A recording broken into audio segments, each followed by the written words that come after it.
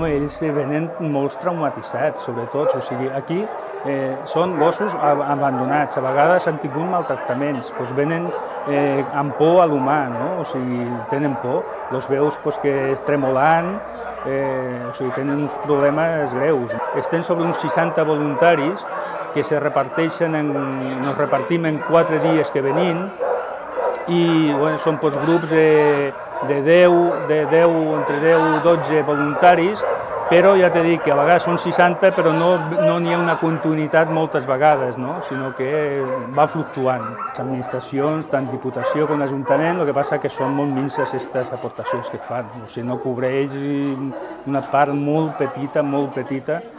Les instal·lacions són municipals, o sigui, no són nostres, però les aportacions que es fan són molt minses per la despesa que comporta el manteniment de tots els animals.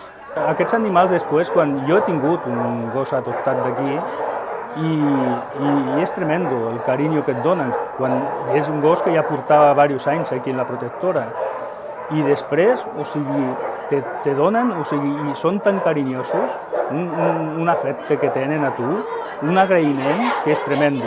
Això ja paga per tot, l'agraïment que te tenen a tu es tremendo. Llegué un día, como tengo más perros, pues, y tienen comida y eso, me gusta cuidarlos bien, si no prefiero no tenerlos, pues apareció. La vi que era muy cariñosa y tal, y la verdad es que yo no he hecho nada porque se quede, sino que ella sola ha sido la que ha ocupado mi huerto, vaya, se ha metido de ocupa.